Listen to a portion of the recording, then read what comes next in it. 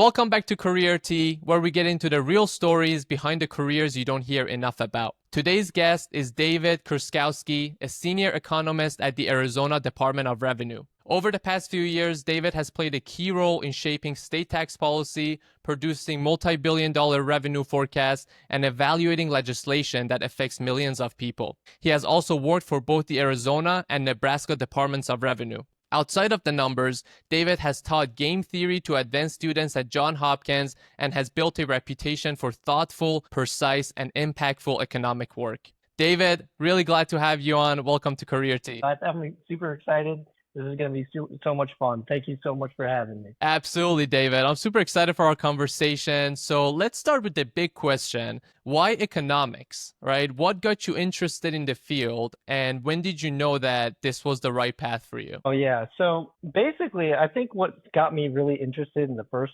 part is the economic downturn in '08. Remember the '08 downturn? I mean, I was in high school at the time. But that really got me curious because the S&P was crashing, all the markets were crashing, and it really made me think how fragile the economy can get at times. I was thinking to myself, and then I kind of was researching economists and seeing what they were kind of saying. So I kind of was looking at the conservative economists from Milton Friedman to the Keynesian economists from John Maynard Keynes. And so I just fell in love with the subject, how there could be such diverging views on the economy. And that's the kind of the big picture about like how I got into economics. And at that point, you were in high school, you mentioned. The 0809 crash happens and you're kind of seeing this unfold in real life. Were you at the time also taking economic classes in high school that kind of got you interested, or was it just these real world events that you were like, well, I want to learn a little bit more about it? It was mostly the real world events, I would say. It wasn't so much the classes. I was kind of just dabbling mostly online. It was mostly YouTube at the time, mostly YouTube and Wikipedia, and just kind of watching the news. And, this was a time during the politics as well. Remember, Obama was getting elected around this time. So it was just like a big wake up call of like, I've never been exposed to politics before that. I was too young. I was too naive. I was playing games. And then all of a sudden I see that the economy's crashing and I've had to look into it. Yeah. Would you say that that was probably like the moment where economics felt more human than like theoretical, where like you saw it affecting people versus just learning about it in like textbooks or videos? Absolutely. Absolutely. I think that even though like my family wasn't really affected by it, like personally, I could just sense that something was too fragile, especially with like how the banking system works. And, some policy needed to be corrected at that time. Yeah. And that's kind of what I don't know what your feelings were about it at that time. I mean, did you watch all the stuff crash? Well, at the time I was pretty young. I would say that I was probably not into economics. I was, let's see, I'm 27 now. So yeah, I was very young in 08, 09. I was probably 11 or 12. So I was probably not really caring about economy or what's going on out there. So let's kind of quickly touch based on, your educational career or your undergrad before we go into your career journey. How did you decide? I mean, and now I'm kind of understanding, I can kind of put together why you chose probably what you studied in undergrad, but go ahead and tell us, what did you choose? Where did you go to school? And how was that experience for you? Yeah, so I originally went to like this high school, like a hybrid high school, community college and normal high school. And I got an associate's degree in accounting because I knew I wanted to do something business related. Then long story short, I transferred to the University of Michigan where I wanted to pursue my real passion of economics. That was a tough journey, but it was nice because I'm from Ann Arbor. I'm from Ann Arbor, Michigan, and I knew the University of Michigan was there. So I tried my hardest to, get into that. Then I tried to do a lot of mathematics when I was there. That's a very much important skill for this kind of career field. And then eventually, once I graduated, I realized that in order to do economic work, like real serious economic work, you need a kind of higher level degree. You really need ideally, you need a PhD. I only got a master's. So I went to Wayne State University to get my master's. And after Wayne State University, I got my first job in Nebraska. Got it. And that was master's in economics? Yeah. So then after graduating, you get your first job, and what was that job? My first job out of grad school was at the Nebraska Department of Revenue. So I was a revenue economist, and my main role there was really it was during the time of COVID, right? So I got my first job right when COVID kind of like 3 or 4 months after COVID. That was a crazy time to get a It job. was great. So it was like when I first got the job, it was all work from home, and you know what I'm saying. Yep, yep. But pretty much my job was to do this. My main jobs, including in Nebraska and here, they're Yep. very similar. And one of them is to evaluate legislation. The term is called fiscal notes. So if a senator writes a bill or if the House of Representatives writes a bill, my job is to figure out how much revenue we're going to gain or lose depending on the proposal. So they may tax exempt a certain item or for sales tax, or they may have a new tax credit. And my job is to figure out how much money we're going to gain or lose. Got it. Now that was a good snippet into your, your first career, your first job that you got. I want to take a quick step back into another experience that you had, which was, let's say your first professional job. You started your, I guess, your career and experience, let's say, by teaching game theory at Johns Hopkins for a summer. That was before you really kind of dove into your professional career. I want to know a little bit about that, what that was like. And how did that experience kind of shape how you can communicate, complex topics, or what did it teach you before you went into your professional career? Yeah, so that's actually very interesting that you bring that up. I got contacted by Johns Hopkins to come out there for a summer to teach game theory. It was mostly to high school students, but I had a very nice game theory background at the University of Michigan. And what I got out of that was that, first of all, I love teaching. I think if anyone, especially if you're in the economics world, it's a very academic field, so teaching is very important. But what came out of that was that I actually got very inspired by game theory. And I wrote a paper. I wrote 2 papers really about bargaining. And one of the papers was actually used in court. It was used in a case against GoPro, which ultimately my methodology was thrown out because it wasn't peer reviewed or generally accepted. I loved game theory. It's not essential in terms of normal everyday economics. I'd say the macro is a little bit more important, especially when you're talking to people. Well, sorry to cut you off, but for those that don't know, can you explain what game theory is as well? Yeah, game theory is the study of really how 2 players are kind of interact, whether it's bargaining or multiple players. Eventually, it's basically I did the study of bargaining really in game theory. And so there's certain outcomes that, we would predict go into equilibrium or not based off how the game is structured. Yeah. Now, you mentioned that your theory was used in court as well. How did you hear about it? How did you know about, I guess, if it was with GoPro, it was probably, big at the time. But how did you hear about that they're using your theory in the case? Oh, yeah. So I check the legal documents all the time. So what I used, it was a theory called the Nash bargaining solution. And it was based off John Nash that had that Beautiful Mind movie. I don't know if you heard about that, the Nobel Prize economist. But he had this theory called the Nash bargaining solution. And I always used to Google in legal documents Nash bargaining to see whether or not it came up. So that's how I kind of found out. But it was about patent litigation. And it was about how to negotiate a reasonable royalty for a patent. Got it. That must have been a cool moment to, a work you've worked on, something you've done to be used actually in real life, and it's such a big case too. So it was shocking because the moment I put it out, 3 or 4 months later, someone picked it up. It was really. I'm surprised you said it was thrown out because it wasn't peer reviewed. I'm surprised why wasn't it peer reviewed? Like, what's that process like to get it peer reviewed and solidified? I guess. Yeah. So what happened was. When I wrote the paper, I initially wrote it with my dad in grad school, and I just kind of wanted to put it out online. I had no intention of, submitting it to a journal. So there's a website called Archive, which is hosted by Cornell, where you can just put a paper online as long as it's reasonably checked, Yeah. reasonably checked. Because the judge said it wasn't peer reviewed, I actually got it peer reviewed in an intellectual property journal. Nice, nice. So before we kind of zoom in on what your day-to-day looks like now as a senior economist, you talked a little about your first professional job that you were at. What made you want to make that transition to Arizona's Department of Revenue from Nebraska's Department of Revenue, as you mentioned, right? One of it was just a quality of life concern. Mostly the day-to-day work is around the same, I would say, from the one Department of Revenue to another. I kind of wanted to, Arizona was offering a little bit better opportunity. And also I wanted to be a part of a more vibrant kind of city. I can assume it's much nicer in Arizona than Yeah, Nebraska. yeah. So I moved to Scottsdale right now. Nice.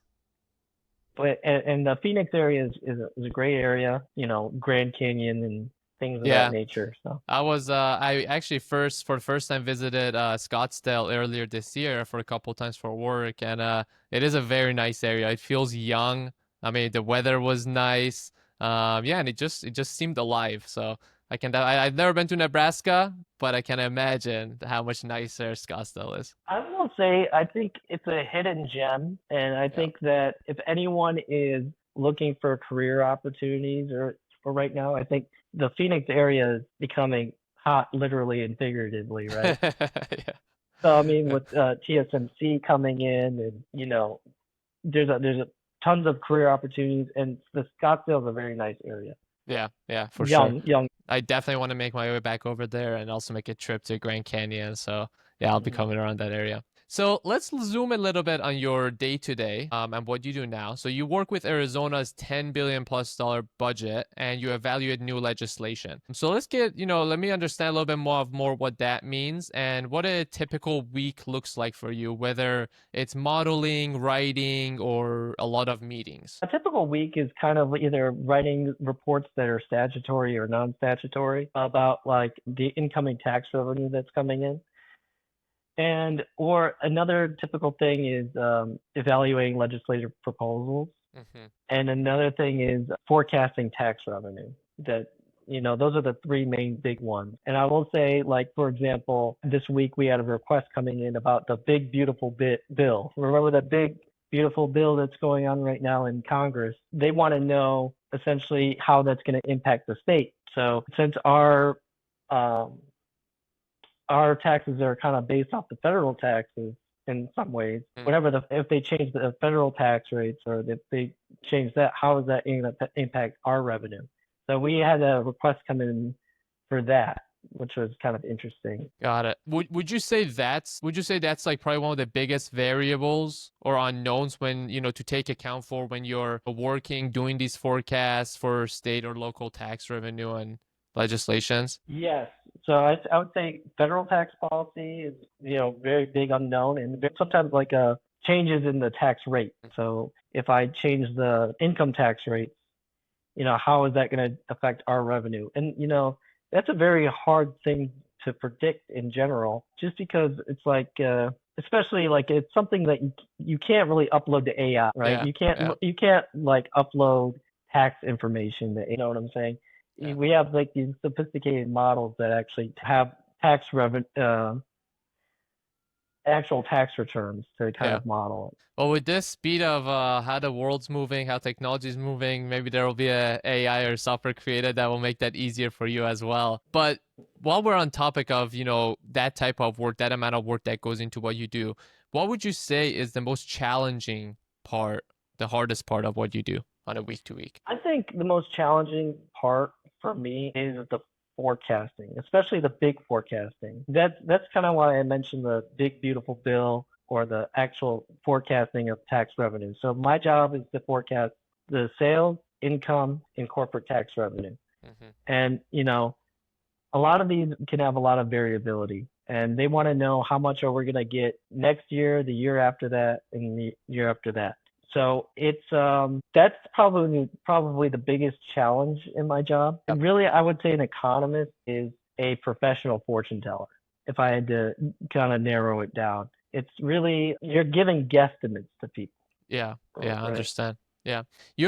From what I'm hearing, your role, clearly involves a mix of technical depth, but also a lot of strategic thinking. So, while on that topic, what's a skill that you say you clearly have developed on the job that really wasn't taught in school or it's hard to be taught in school? I would say finding data.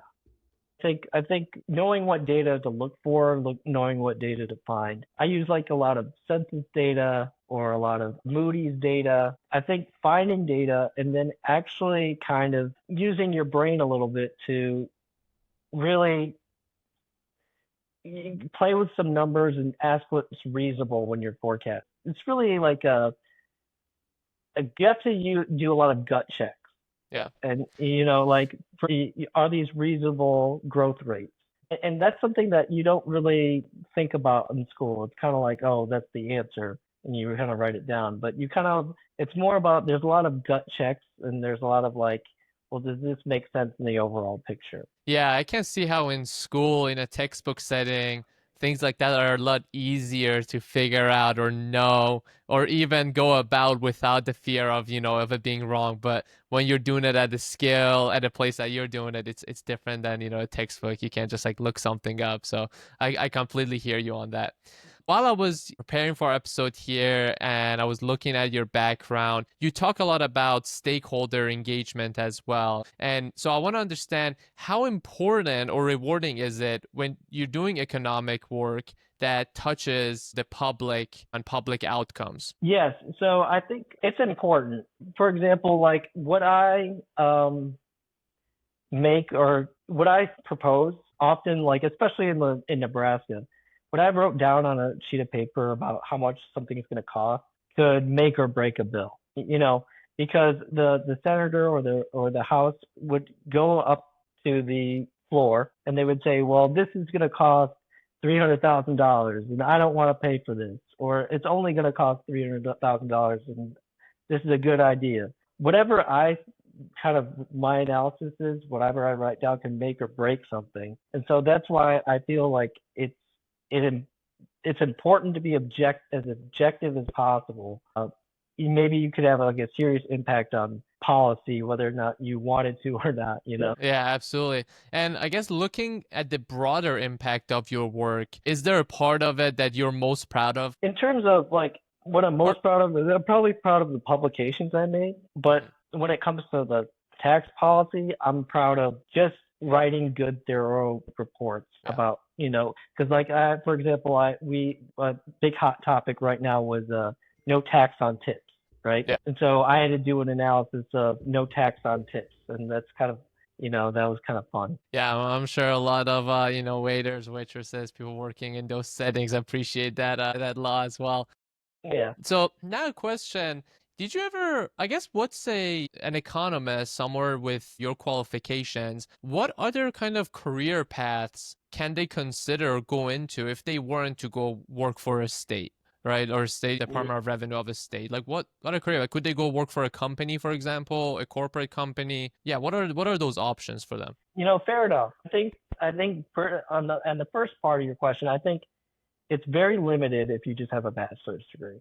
If you want to do economic work, I think what you really have to do is you either have to get a master's to get at least at the state level and work a little bit, or you really have to get a PhD. I think if I could give anyone do recommendation for any economics is to actually get a PhD. I think that there are career fields, but for example, there's economic consulting, which is like evaluating damages in terms of like antitrust cases or patent infringement cases or the kind of that area. And I think people do hire people like in Ernst Young, they have an economics division where they do statistical studies and, for corporations or things of that nature. Did you ever consider going towards those type of roles or working for, corporate or different companies like that versus the state from when you started, your first job at Nebraska and then in Arizona? I mean, I assume you like it since you kind of stayed in that field, but did you ever consider going those fields and what made you want to stay in this route? I did consider it. I think what made me kind of stay here is kind of, I kind of, the more and more I stay here, the more and more I like the macroeconomic policy, and especially around the tax changes that are happening since there's so many tax changes happening during right now, especially, and Yeah. such a hot topic. It's kind of exciting, right? So I wouldn't mind going to, the federal government or the private government if the opportunity was correct. But right now, it's such a hot topic right now with the one big beautiful bill and Yeah. you know uh, all the news. So it's kind of an exciting field to be in. Yeah, absolutely. No, I don't blame you. It's definitely a good time. But maybe the door's open, so you never know. Maybe in the future, you would explore different routes. But I have a few questions that I usually ask all my guests. The first one is a book recommendation that you would have, something maybe that you've read that's inspired you, has taught you something, that our viewers and listeners maybe that would be their next book, or even an economist that, you listen to, maybe their talks that kind of shaped how you think or work. Or maybe you want to give an example of both. That would be great too. Yeah, I think one of the best books for economics is called Basic Economics by Thomas Sowell. Okay. He's like a more like conservative type thinker. I think he's still alive, I believe. I think he kind of slowed down on writing the books. Sometimes I do check to see what Paul Krugman, the more liberal economist, is saying, especially when he writes like articles and things. So I like to check both sides. But when it comes to what economists really inspired me was an economist named Milton Friedman, because he was a more conservative economist, but he was kind of a little bit more radical, and that's kind of what got me into the whole field in general. Yeah, for sure. I'll definitely check those books out. And to last question now, and maybe the most valued question. For someone taking their career in economics, maybe they're an undergrad studying economics, or maybe they're young professionals in public policy, which one piece of advice would you leave them with if they want to go down the same route as you have? I think when it comes to being an economist, I would say get a PhD or get a higher level degree. Don't just stop at the bachelor level because that's going to limit a lot of your opportunities. And I would say be a little bit more heavy on the mathematics, especially the Okay. statistical side, because what's going to happen is you're going to be placed into a job opportunity where you're going to have to forecast something. In economics, you're going to have to forecast something, whether you like it or not. And the mathematics is really going to open and broaden your toolkit about how you can forecast and predict and be reasonably comfortable with the results that you have. Yeah, absolutely. And kind of building off of that, would you suggest for them, you said PhD is essentially a must if you want to go in, the field of economics. Would you suggest to them for undergrad to take economics as a bachelor's, or potentially, as you mentioned, because it is math heavy field, to, study statistics or maybe advanced calculus or another math area? I would say that's totally fine. Think that was totally fine and acceptable. If you wanted to do mathematics or statistics in your undergrad and wanted to do a PhD in economics, I think that is a wonderful idea. I don't see that as limiting at all, really. Yeah, for Especially sure. because once you get to the PhD, once you get more into your education, it gets a little bit more specialized. Select more of a niche of what you really want, and whether you want to go into tax policy or something else. Yeah. And you think a master's along the way would help, or no? You think going from undergrad to getting PhD is more than enough, makes you eligible, and like, enough requirements to kind of go into the field of economics? I say I have a master's, Yeah. but if I could do it again, I would say I would get a PhD. I think Okay. masters, even though I have some work experience, and I can go, go to other uh, try to work for the federal government or something along those lines. I think the PhD opens up a lot. For example, I think Amazon hires tons of economists, Uh, but they all really require like a PhD. So, mhm. even though Google and Amazon and some of these companies really just want PhD. Got it. Got it. Yeah, makes sense. Well, David, Thank you so much for this insight and tips. This has been such a thoughtful and insightful conversation. And I really appreciate how you were clearly breaking down these complex work while, staying true to sharing what the human side of it is of what you do. So thanks again for coming on Career Tea, sharing your journey. I'm sure our viewers and listeners will take something away from your career, and maybe somebody going down this path will actually follow your advice and follow what you've done. And I'm looking forward to having you back on again in the future, and hopefully we'll see you back on again. Thank you so much. It was great talking to you.